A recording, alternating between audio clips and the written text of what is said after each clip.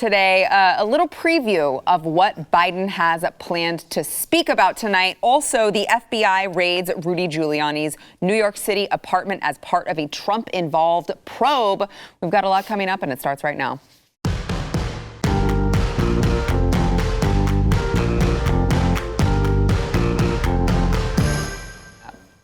Welcome to the News and Why It Matters. I'm Sarah Gonzalez, today joined by Eric July, BlazeTV contributor himself, and also Jason Buttrell, chief researcher of the Glenn Beck program, who I'm sure has been just like eyeball deep in all things Joe Biden and what he has planned for tonight. Oh, it's great. Yeah. Anything eyeball deep in Joe Biden, you smell weird, you feel sticky, you know, it's like, that's life now. I feel like people have been feeling your leg hair. It's just weird. Because it's funny because, you know, Jason's title is chief researcher, but really what that means is just like he reads all the stuff that nobody else wants to read. Yeah, I get all like, here you go, here's 400 pages, Jason. We're going to need that by 5 o'clock today. Court docs here, give them to him. So bad. All right, well then I'll be curious to get your thoughts on this first story. So President Biden is going to, he just is going to propose, well, more than this, but for part of his joint session, his address to Congress, he is going to propose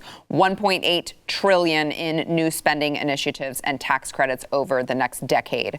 But don't worry, it's just going to be paid for with increased taxes. So this is the American Families Plan. It is calling for 4 years of free education. This is including universal pre-K and free community college tuition, direct money payments to American families with children, new government-funded family and medical leave programs, and expanded Obamacare subsidies, which is weird because I thought that they were going to make the health insurance market perfect with the first round of Obamacare. So I'm shocked that they needed to revamp that at all. The president also wants Congress to adjust the length and amount of unemployment insurance benefits unemployed workers receive depending on economic conditions, $1 trillion and offering $800 billion in tax credits to meet these goals. So they just want to spend the $1 trillion on top of a whole bunch of other things, by the way. It's not just, like I said at the beginning, it's not just that. That's just for this particular portion of what he is asking and proposing to Congress tonight. But Jason, you were saying it's much more than this. Just listening to you read that, you sound like Oprah. You get a car, yeah. You get a car. Yeah. That's pretty much where we're at right now. Except we don't get cars. Except we don't get the cars, yeah. Or anything close to it. We just get to spend more money to the government. So congrats, everyone. So this, I think this part is, what you were just reading is pretty much, I think, what we've already been hearing about what he wants to get done. I think now he's just going to try to convince everyone that this is, basically, we really need this, so I really need you to vote on this pretty soon. Like you said, free college, all those other things. I get lost. By the way, free tuition stuff to illegal immigrants who were brought over here right. as dreamers through the DREAM Act. So. Right. Congrats again, everyone. Yeah. The amount of spending is just absolutely insane. And I think that he's even going to, I think it was the Washington Post or New York Times, I can't remember, even said that he's going to ask for an additional $4 trillion on top of this to basically do the round two. And if just the $4 trillion, though? Just the $4 trillion. Okay. After one, who's even counting? That's a single digit. Yeah, right. I know. So it's very low. When you look at it that way, you should be their publicist for it. That's pretty good. We're just getting lost in the spending. We're not. What's getting kind of left behind is the ridiculous amount of inflation that's skyrocketing up. They'll say the inflation rate is hovering around 2 to 3% or whatever. If you look at real inflation, because where they stopped actually computing inflation the way it really is. They started this back in the late 80s, and it's very, very convenient for him because they stopped calculating it as it goes towards what the cost of living means for you, like how much goods are, just to do your daily life and support your family. They don't factor that in anymore, so they can continue to spend uncontrollably, do whatever the heck they want to do, and it never looks bad on them. They're never to blame when you're like, whoa, why am I going broke now? What's the big deal? We're actually getting closer to 6 to 7% inflation. You're seeing that now in housing. Housing is getting scary. It's even worse. I mean, it's getting to the point like it was in 2008. Have you been to the grocery store lately? Staples, eggs, milk, all that stuff, all that's going up. Gas is going up. They're going to try to pretend that doesn't make a difference. Meanwhile, give me $2 trillion for this, give me $4 trillion for that. It's not going to stop.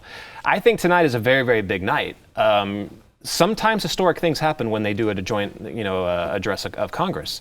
the moonshot, speech on at Pearl Harbor. I mean, I'm being a little bit hyperbolic, but I'm seeing something like that. He's trying to basically sell the Green New Deal, but repackaged and named something else. Pretty much what he's going to try to push, and I think that begins tonight. It's gonna get insane. It's gonna be an insane 3 years. Yeah, Eric, to Jason's point, 225 billion to subsidize childcare for working parents and give childcare workers a $15 minimum wage. So got to slip that minimum wage in there where you can for federal workers, of course. 225 billion for guaranteed 12 weeks of comprehensive paid family and medical leave. And then, of course, the tax increases that I mentioned. I mean, it's, the top income tax bracket will be 39.6% from 37%. Raise the capital gains tax to 39.6% for households making more than $1 million, which I'm sure you're very much in favor of as a libertarian. It's just more taxes, right? Look, guys, it's not just with this spending. That's part of it. That's most of it. Let's be fair. This isn't anything that started yesterday. This also includes when you consider the last year, your last president and what he authorized in terms of with the stimulus, and you're talking $2 trillion multiple $2 trillions of dollars. The fact that people think that there's absolutely going to be no consequence to this just goes to show that most people are economically illiterate, and unfortunately they get to vote. But this is not a sustainable thing. You are actively devaluing people's money in the process, in addition to, of course, wanting to steal more from them via taxation. So for people that don't seem to understand what that exactly means, because the money, of course, is not there and they will spend money by deficit spending, that means that they are robbing future generations.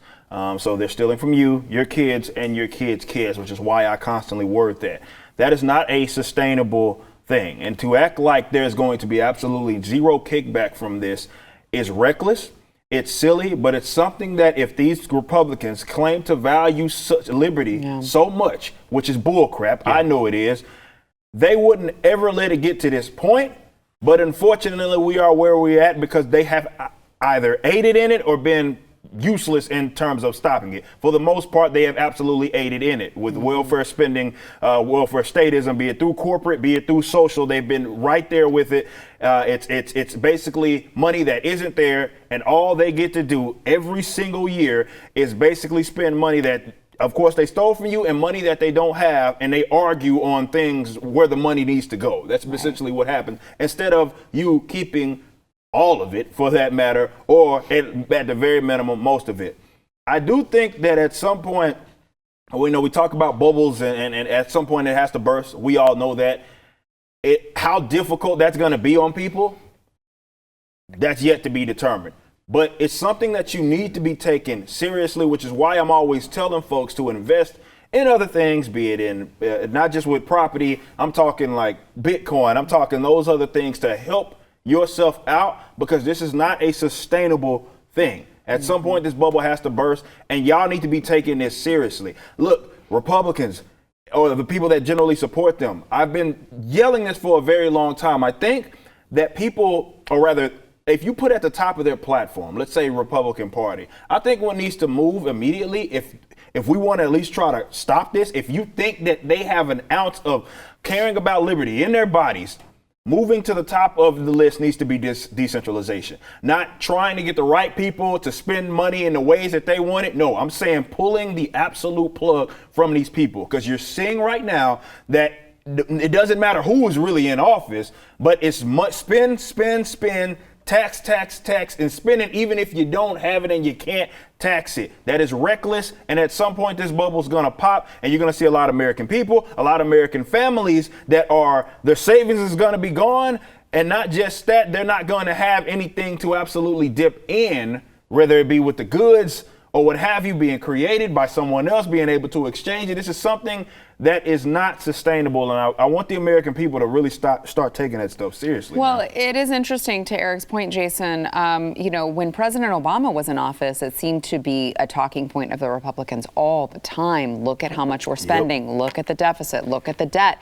And then President Trump came through, and love him or hate him, I loved the guy, I voted for him this last time around, but he didn't care about spending. That was not something that he was concerned about, and it felt a lot like all the Republicans just went, yeah, you know what, we never really cared about that either. That's fine. Yeah, Republicans are straight up ballists and hypocrites when it comes to fiscal responsibility. Yeah. They are not conservatives. And I'm going to go, they love to talk about it when Obama was spending money. He went from 20, I think, trillion debt to, I think, 27 trillion. But George W. Bush was far worse. Mm-hmm. He took, I think, I think it was around an 8 trillion or something like that, and went to 20. He was far worse. Now, granted, that was 9/11 and all that stuff, but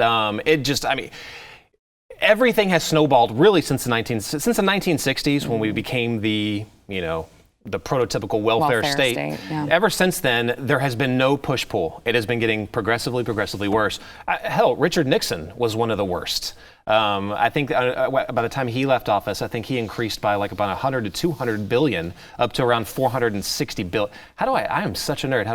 Around $460 billion. So Richard Nixon, a Republican, I know. He was one of the worst. George W. Bush was one of the worst. Obama, yeah, he was bad. He wasn't one of the worst, even though record amounts of printing. But you would think so by the way that the Republicans sounded the alarms whenever he was in office. Oh, yeah, they were so concerned about it then. Donald Trump, I remember there was an interview where he was like, he said we're not a rich nation, we're a debtor nation. I think that was his quote. And he said that he could fix it very soon. That sounds very typical Trump. Yeah, I know. Very. It'll be the best fixing you've ever had. The best fixing ever. But yeah, he said he could fix it soon. Well, no, he added on to that. And we knew that was going to happen because he's a spender. Right. That's what he does. Him. Yeah. Unsustainable, like Eric said, and we've been on that trajectory for a very long time. When I look at all of those, some of the presidents that have added so much to the national debt, Woodrow Wilson probably kicked it off. FDR, insane spender. Yeah. You think about some of the times things were going on. There was crisis, global crisis, World War I, World War II, the Great Depression, George W. Bush, Great Recession, into Obama. They're spending, and all the forever wars in between. We are spending right now, and what Biden will probably propose right now is as if this is some crazy crisis that's going on, like a global war.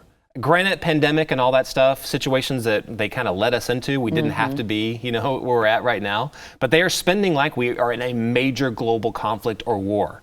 And that's a trend that's gone on for a long time now. Yeah. How bad is it going to get? I don't know. But yeah, it's probably starts tonight. This is their big sales pitch.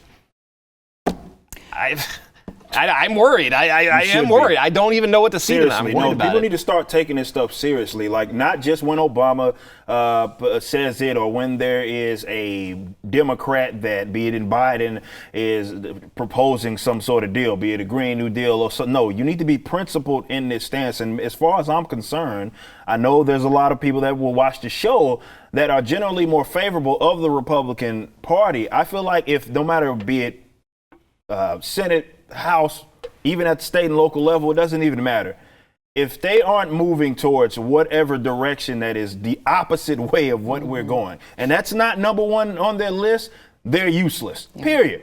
All this compromise, because all this stuff sounds good when people get up and say we're not supposed to be a socialist nation and all those whatever. And then at the end of the day, they go vote for whatever welfare spending, all of the pork and all. This includes Trump. I want to be clear. This includes Trump. Everybody thought this was his 3D chess with that last stimulus. He was trying to get them to remove it. That's why he wrote the letter. It didn't matter. He signed it. The same thing still happened because they're not principled and they think that this is sustainable because at the end of the day, yeah, they work for the government. Their bacon is saved either way that it goes. They'll vote to give themselves raises. We've seen them do that time and time again. But at the end of the day, when your dollar, let's say, isn't going as far because it's being printed out of thin air with money that isn't even there, and you're wondering like why this is so expensive, you have no one else to blame other than those, man, I would love to call them something. It was my show, I'd call them something else. But those people that are in Congress that sit there and vote to spend money that isn't theirs. So we got to stop discussing so much about, oh, well, this person, or not this person, it's more this item. We need to spend more on this, spend more on this. Pull the plug from them. And how about this? Anybody that wants to have their money going to clearing up smog in California or whatever it is, I don't care. You reach into your own damn pockets and you support someone else voluntarily to clean that up. But this idea of thinking that it's okay, even giving them the idea that it's okay to spend other folks' money that isn't theirs is what got us in this mess. Yeah, real quick. One more nerdy number. Oh my God, here we go. One more nerdy number. I regret love this. it. I regret this. So they're gonna tell you on the official balance sheet at the CBO and everything that they spent about $6 trillion, which doesn't sound too bad. It's bad, but it doesn't sound as bad when you look at GDP and all that stuff. But when you add, what they don't ever add in is the Fed purchases of assets and Fed purchase of loans and paying off loans. When you add all that in together, that $6 trillion goes to $14 trillion. Yeah. That's what they spent over the last year with all the stimulus, coronavirus crap, all that stuff. When you add in this other $4 trillion, if this gets going for Biden, we're over 76% spending per GDP. Wow. 76%. That's Talk about unsustainable. Yeah. That's scary. Jeez. All right. Well, we've got more good news coming up after the break. First, we want to thank our sponsor, Home Title Lock. So in case you have not heard yet about home title theft, you got to know about it before it happens to you. All right. Cyber thieves are removing people from their home's title, and they're going online where all the home's titles and mortgages are kept, and they're finding it. They forge your signature and refile as the new owner, and then all of the equity that you had in all of your home, it's your retirement nest egg probably, all of that equity can be gone in an instant, and there's nothing you can do about it except you can go to Home Title Lock. So Home Title Lock will put a virtual barrier around your home's title and mortgage, and they'll shut it down anytime they find anyone tampering with it, which is much better, as it turns out. It's much better than sitting at home and waiting and hearing a knock at your door and then answering the door and being greeted by people who are like, "We're here to move in because we just bought your house." And you're like, "I didn't sell my house." Don't let that happen to you. Okay, go to HometitleLock.com, register your address to see if you have already been a victim. You're not going to know it. Your banking program doesn't have something that covers this. Identity theft programs, they don't have this either. Only Home Title Lock. Okay, go there. You can sign up for 3 free days of protection. You're going to need it if you have actually, this has happened to you. So you can go to HometitleLock.com, use promo code RADIO for that 30 free days of protection. It is HometitleLock.com, promo code RADIO. Federal investigators executed a search warrant on the New York City apartment of Rudy Giuliani today as part of an investigation into his alleged overseas lobbying efforts as the personal attorney for former President Donald Trump. So the agents went in, they seized his electronic devices, including his cell phone. Now, this is according to a report from the New York Times. So the New York Times characterized this as a major turning point into this investigation that they have that's ongoing of whether or not Giuliani broke federal laws in his capacity as Trump's lawyer by lobbying the Trump administration in 2019 on behalf of the officials in Ukraine. So it's incredible to me. All of this is going on. They are really going after Rudy Giuliani for what happened in 2019, which, as it turns out, the more and more information we get, it turns out that everything that they were talking about was actually true. So they were really literally trying to uncover corruption that was happening with the previous administration. And somehow the FBI is like all in on trying to get Rudy Giuliani for that, I guess, Eric? Yeah, isn't that weird how the more we learned about that story, and not just with, with the Biden administration, more so the Obama administration, and as it pertains to him, his son. And it's funny when we talk about Ukraine and Russia, and we discussed many times on this show how it's like everything that they were accusing the other side of doing, they themselves certainly were doing. When it comes to influence, that's exactly the term that I was going to use. That's called a projection. But it's interesting, I guess more so, and what I guess everybody's going to focus on is how what you're seeing is yet another example of, let's say, this connected institution such as the FBI being utilized to try to persecute a political opponent. Yep. That's getting some interesting territory right now. So I don't know if this means that the gloves are going to be off with certainly other side. I guess for the libertarian in me can see this crap show and see everybody get exposed. I guess that would be an awesome thing, but that's me betting that the American public isn't stupid. I can't place my bets certainly on that's going to ever even matter. But that's the most interesting part of that. I guess that's the most recent example. We've seen sort of this before, but for this to happen, not even that far removed from Trump's administration, that's bizarre. I don't want to say bizarre. It's more of a thing that is something worth paying attention to because we may see more of it. Okay, hold on. Hear me out. So we were told, well, President Trump was, they called for impeachment because he was investigating a political rival. Former President Trump has not ruled out a 2024 run. So shouldn't they impeach Joe Biden for investigating a political rival? Well, I tell you. Isn't that what this is? That's exactly what this is. So impeach. Go ahead. Impeach the bastard. If your spidey sense isn't tingling when the former president, not just a few months after getting out of office, his personal lawyer is getting raided by the FBI, something is wrong. Yep. Like I don't really know what to tell you. If at the bare minimum, if the hairs in your back of your neck are not standing up, people should be skeptical of this. I'm sorry, I do not trust Biden's DOJ, FBI. Screw that. I don't trust any president's FBI, DOJ. I just don't. You should. The last time Biden was vice president, the current president at the time weaponized the IRS to go after conservatives. Right. So this is not unheard of. Now, look, I don't know what they have. I don't know what they're chasing. I'm going to do something shocking and reserve final judgment to see what they actually have. So let's see. But what they accused him of lobbying as part of, what was the quote? I think it was a foreign misinformation operation. Yeah. Is that not exactly what the Russia collusion hoax was? Yes. It was a foreign misinformation operation, but the entire Democrat establishment jumped behind it. The entire media jumped behind it and ran with it. Not just for a short amount of time, for the entire 2 years that they had the investigation ongoing. Oh, screw that. They're still saying it. That's true. It's been ruled a hoax. Thank you. It is a hoax, and they're still saying it. I think it was on MSNBC just the other day they were talking about it. I was like, you've got to be kidding me with this. Ask Swalwell. He'll tell you it's all true even to this day. I don't foresee in the future Biden's FBI and DOJ raiding the DNC. Right? For being part of that misinformation operation. Now, it's very, very hypocritical that you're going after this one, but not that one. Like, they don't even want to talk about it.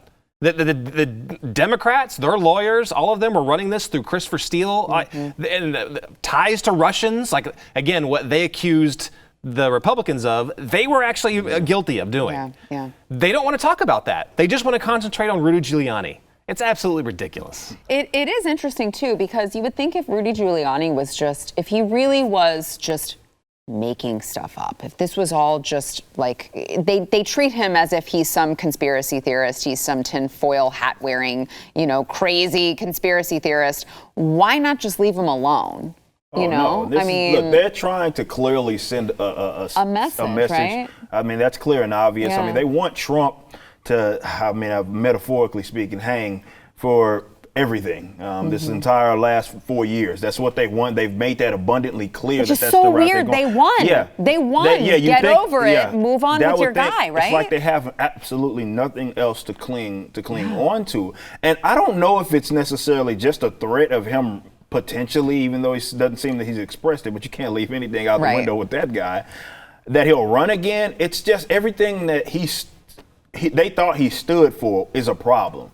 And they think that still will manifest itself in other ways going into the future. So they're trying to demoralize like that entire movement, if you will, by going after, again, a political opponent nonetheless. So again, we're only a few months. I know it feels like Biden's been president for forever, but it's only April, guys. So we're just getting started, man. We're just getting started. And for them to do something like that so quick, that says a lot. That says a lot. Well, so Eric says that, and I agree with you, Eric. But I also think that, what else do the Democrats stand for at this point other than hating Trump. It's their it's their entire platform now. It's bizarre. Well, that was Biden's very first day after inauguration, was just how many things did Trump do can we undo with executive order? That was such a stage play. Oh, I know, because without like regarding any other thing, no context, no nuance to what the actual executive orders were, what he was undoing. It's just like, oh well, Trump did it, so it's bad. Let's undo it. Some of the things they had to backtrack on, like the wall. They want to start rebuilding the wall now. Like a lot of that was a good one. Right there. A lot of they're like, oh crap, maybe we shouldn't have done that stage play. It wasn't such a good idea.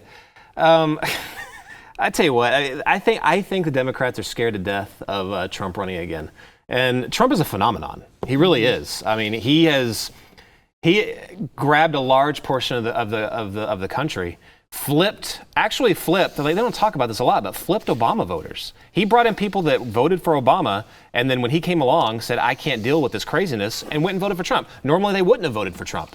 Those things haven't gone away. Yeah. So everything Biden is doing, he's doing everything that that Obama set in motion. He's now doing it times 2. Yeah. So he's doubling down on everything Biden wanted to do. Talk about like you were reading off the list of stuff in his plan that he's going to talk about tonight. Basically doubling down on Obamacare. Yeah.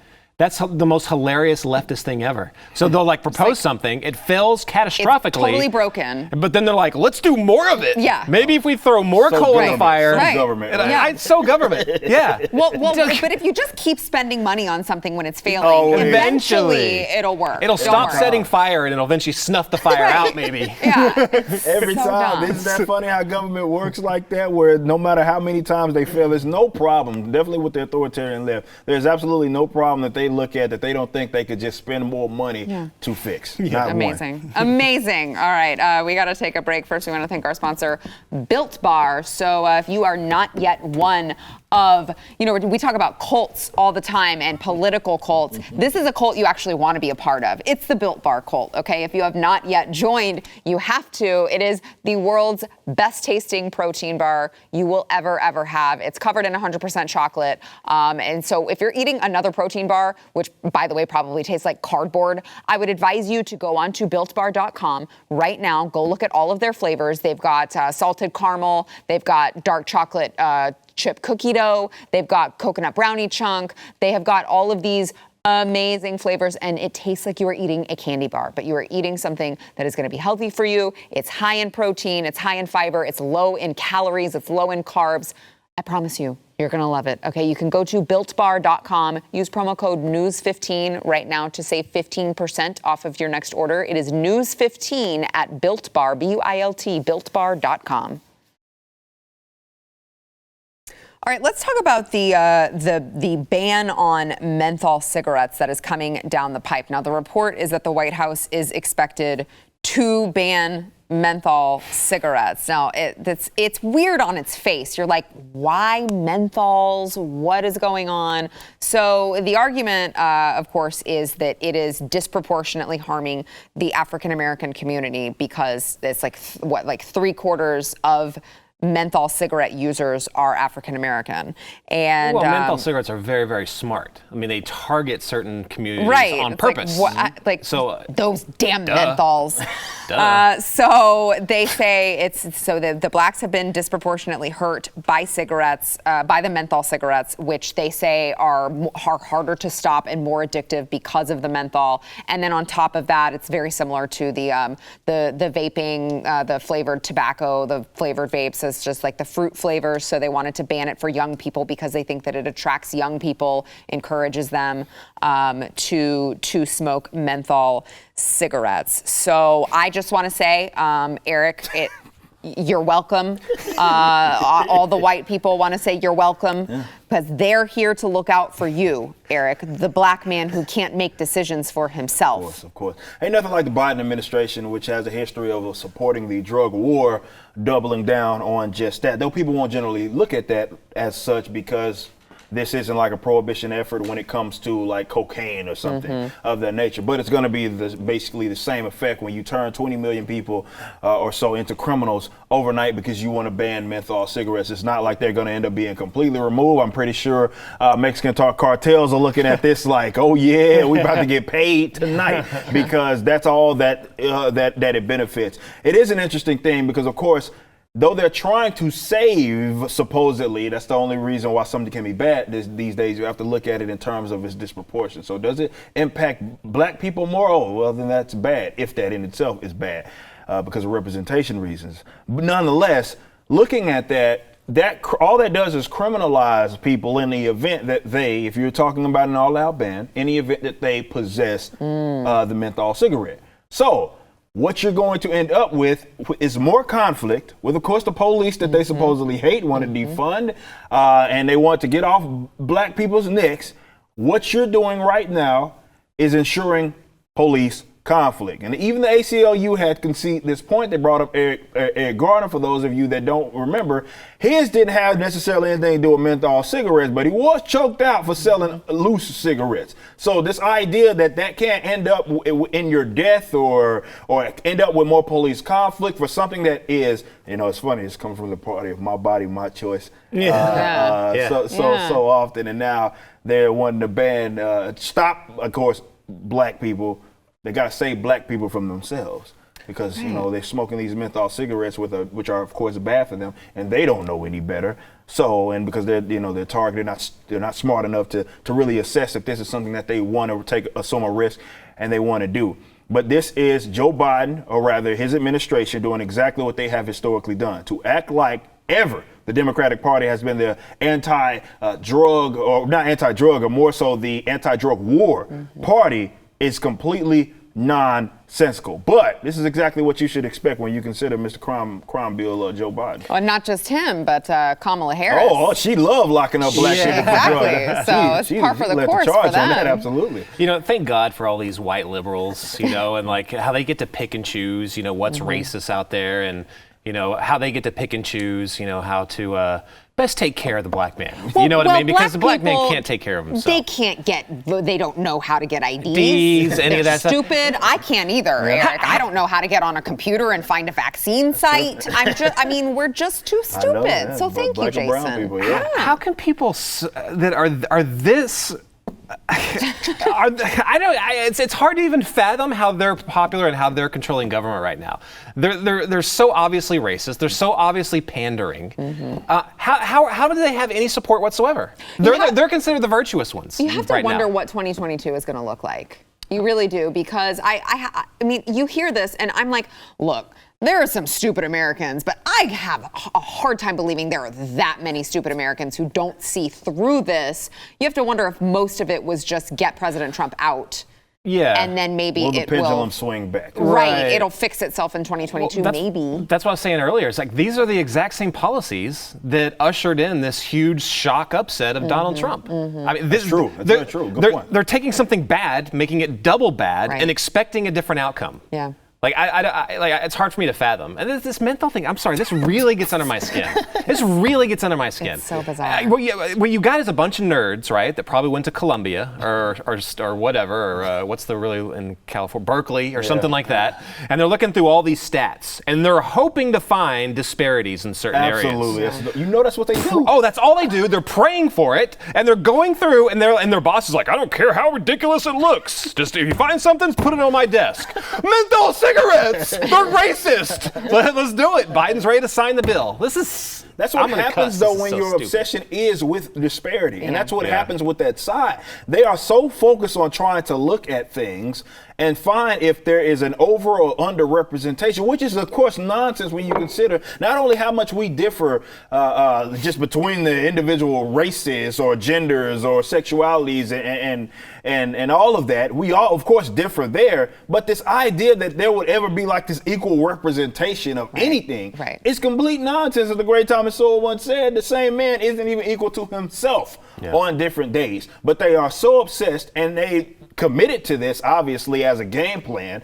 They're all the way in on this. Eyeball, I'm talking scalp deep in this. They have nothing else to go for, so which is why that's all you see, whether it be in if you look at whatever, I don't know, commercials that are talking about all disparity. Well, the X percentage of this are disproportionately, I'm so tired of that term, impacted. And they feel as if the response has to be to nanny state, right? To baby you, because, of course, you don't know better. And unfortunately, what it does is it assumes that came about due to some sort of mishap or wrongdoing, right, which is simply not always true. Not saying that it isn't, it can be in some cases, but to act like some instances of disparity aren't voluntarily arrived is, again, nonsense. Yeah. All right, we've got more to come. First, we want to thank our sponsor, Kitty Poo Club. That's kitty as in cat, which I happen to be like a crazy cat lady, kind of. And, you know, I love my cats, and I keep asking my husband if we can have more and more and more of them. But what I don't love is the whole litter box thing. I get it. It's a pain. It's gross. All right. But that's where Kitty Poo Club comes in. Kitty Poo Club takes care of the more unpleasant parts of cat ownership. So they are an all-in-one litter box solution.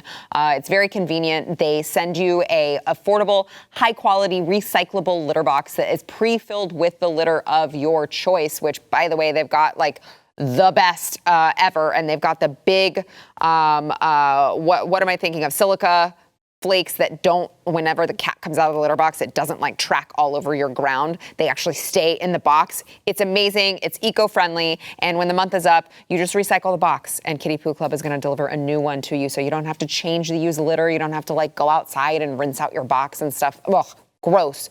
You don't have to do that, and you can still get more and more and more cats. Right, honey? I know you're listening, right? I can have more cats? No. Thank you so much.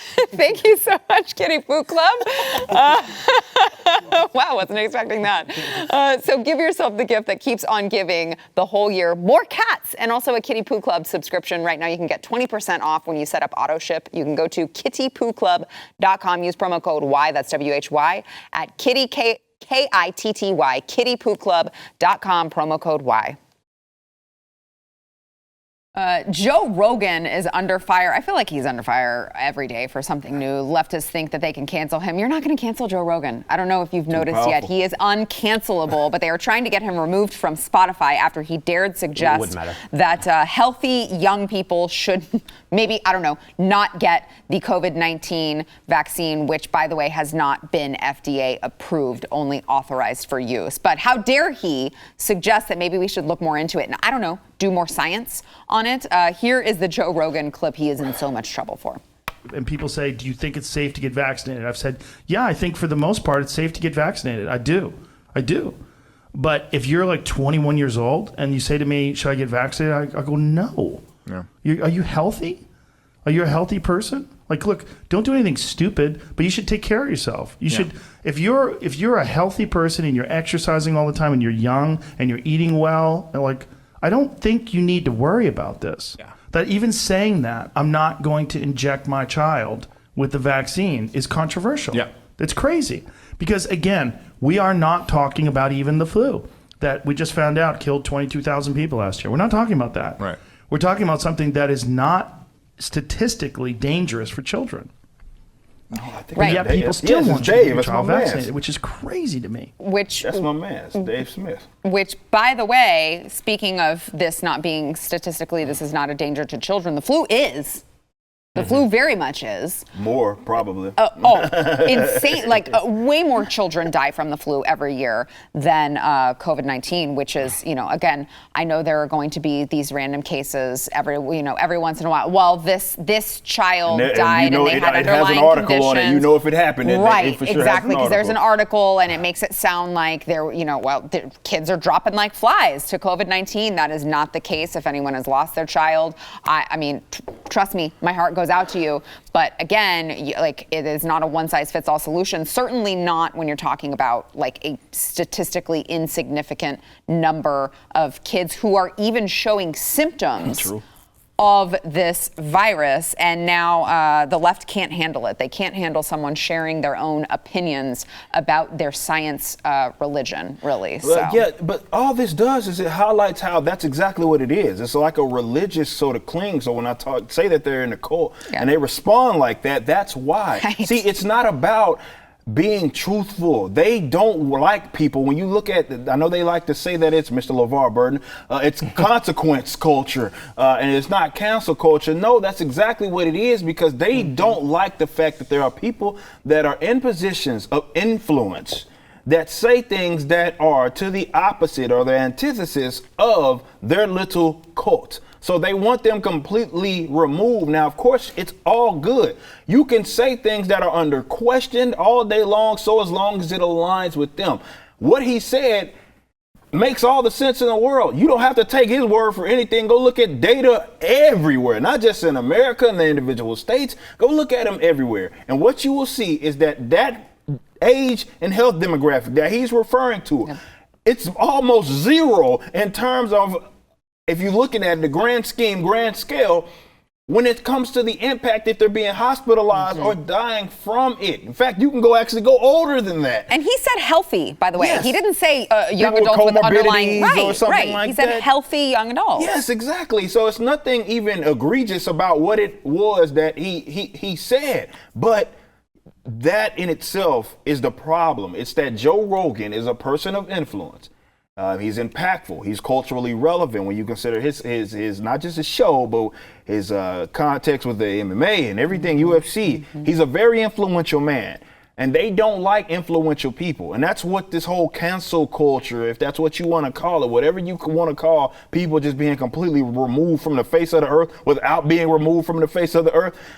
What they want is to get people off of platforms of influence, or where they have influence, because God forbid people actually listen to you and you're saying something aside from their little handlers. Yeah, Jason, it is interesting because, you want to talk about people promoting vaccine hesitancy. I feel like it would probably be people like, Joy Reid, who said, I'm fully vaccinated, but I still wore 2 masks to go jogging. It's like, well, they're the ones who are promoting the vaccine hesitancy, not Joe Rogan. I mean, Joe Rogan is saying, sure, you might need to get the vaccine, but if you're this criteria, don't. Joy Reid's like, yeah, I got the vaccine, but I still wear 2 masks. Like, why the hell am I going to get the vaccine then? Right. Too. So thank you. If your cult was just about the virus and just about getting everyone as possible vaccinated, you wouldn't say, I still wear 2 masks every day, even though I'm vaccinated. You would say, hey, I got vaccinated. I'm not wearing a damn mask anymore. It's changed my life. It's changed my life. Everyone get vaccinated. You can live exactly just as happy as I am. Yeah. Like it never even happened. Right. If that was your cult, that is what you would say. But that's not their cult. Their cult is a cult of control. Yeah. That's what it's all about. Look what they're doing. And this is sad. You see this in Texas every day now. It's daily life. That's how indoctrinated these people are. The Biden administration perpetuated pandemic panic. Yeah. That's what they're doing right now. Yeah. That's Operation Perpetuate Pandemic Panic. Now, why are they doing that? Well, because they're putting you in a constant state of, I'm scared, I need to do exactly what you're telling me to do. Oh, now we did that. Now tell me, what do we need to be doing? Okay, great. Now what do we do? Oh, $4 trillion more for all the great new deal. Fine. Here's the mandate to go do this. That's what this is all about. I walk through like Target, Walmart, whatever, all these stores, and I'll see people like that are young kids. Like I don't know what their person. Maybe they have someone at risk. Like if I have somebody at risk, I'm probably wearing a mask too, because I don't want to catch. I'm not worried about me. I'm worried about them. But they're all still wearing masks. They're all still scared. They don't even have to. It's insane. Take the damn masks off your children, people. We got to go to break. We'll be back in a second. I could not. My son had an appointment, and the people were like.